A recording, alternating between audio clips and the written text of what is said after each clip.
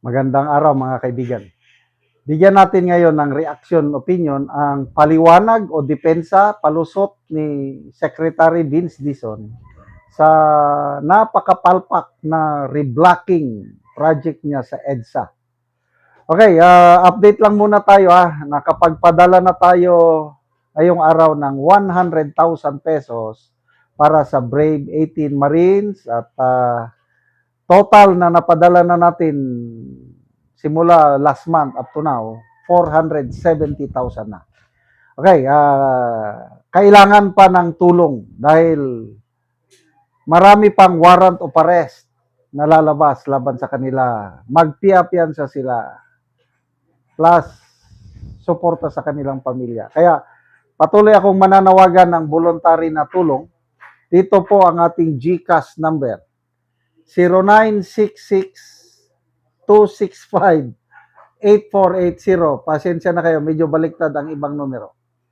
GCash number 0966-265-8480. GCash number, GCash name, Ivan Henry Sibog. Ito, post ng DZMM Radio Patrol. Dumipensa si Public Works and Highways Secretary Vince Dizon matapos ang pagkasira ng mga asfalto sa bahagi ng EDSA Buendia. Sabi ni Dizon, ang napinsalang bahagi ay ang catch basin sa bahagi ng EDSA. Saad nito, ang nasirang bahagi ay kung saan lamang naipon ang tubig ulan. Sabi niya, ang number 1 na kalaban ng asfalto ay tubig. Kapag ang tubig naiwan, kahit na ilang oras lang yan, ito araw ang binilang, talagang masisira iyan. Bakit pinabayaan nyo na maipon ang tubig? Bakit wala kayong drainage? Kaya to me, palusot lang ito. Nakakahiya. Sabi niya, ginastos natin, ayon sa Pangulo, gastusin natin ang pera ng taong bayan sa tamang pamamaraan. At yan, ginastos natin sa EDSA reblocking. In-interview siya ni Pinky Wave last year. Hindi kaya 1 taon lang yan? Paano tayo makakasigurado na magtatagal yan? Anong sabi niya? Anong sabi niya? Mas mataas na quality ng asfalto ang gamitin natin. Saka yung technology, mas advanced technology. Kaya, I can assure you, 5 years, hindi yan masisira. 5 years, hindi masisira. Wala pang 1 taon na sira na. Tingnan natin kung pinapaniwalaan ba siya ng taong bayan. Ang nag-react is 16,900. Ang puros tawa. Puros tawa pala. 17,600 tumatawa. Wala, puros tawa lang. Ay, nako. Comments. Arnold Alonso, ibig mong sabihin original yung tubig tapos local yung asfalto. Sabi mo, ibang klaseng asfalto ito, high-tech pa ka mo. Naging aspaldo. Vince, paldo. Alam nyo, 2 lang ang klima sa Pilipinas. Mas mahabang tag-ulan, tapos sasabihin mo, tubig ang kalaban. Ang talino mo, boss. Oo nga. Bakit pabayaan nyo na maipon ang tubig sa area na yun? Di kasalanan ninyo. Palpak talaga. Palusot lang ito. Sabi niya, latagan mo ng bigas ninyo na tig-20 para mawala ang tubig. Kala ko high-tech at matibay at ibang klaseng asfalto ang ginamit.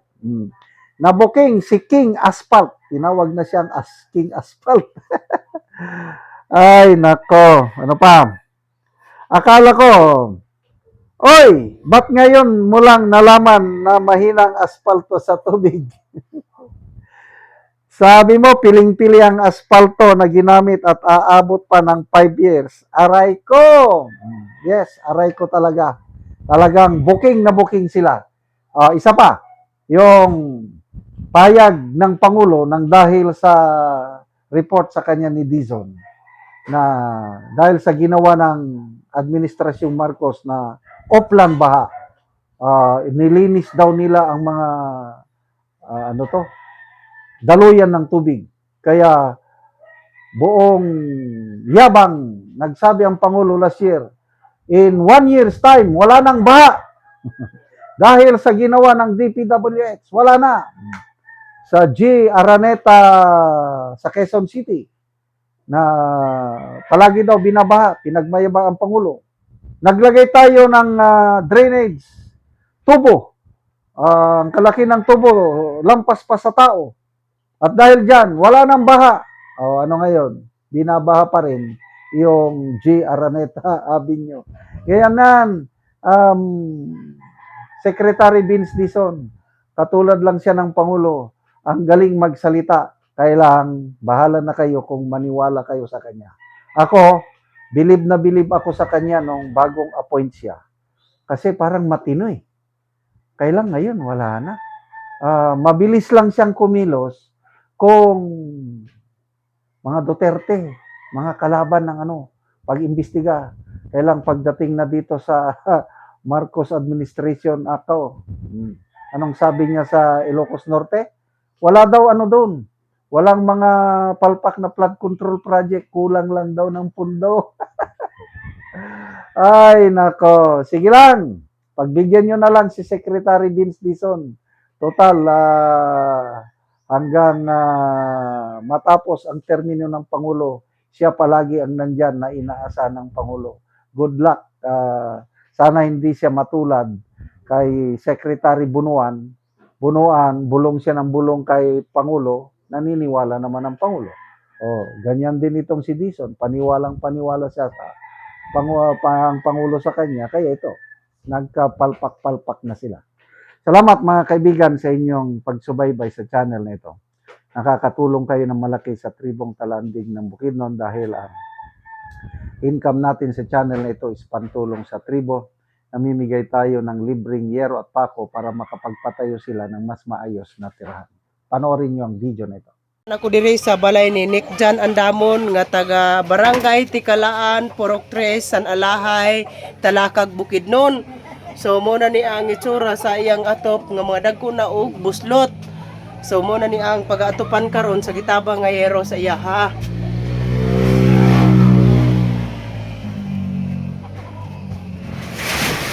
Mga dagko na gyud og buslot. Og mo na ni ang gitabang nga yero nga napulo ka buok nga digis nga iatop karon.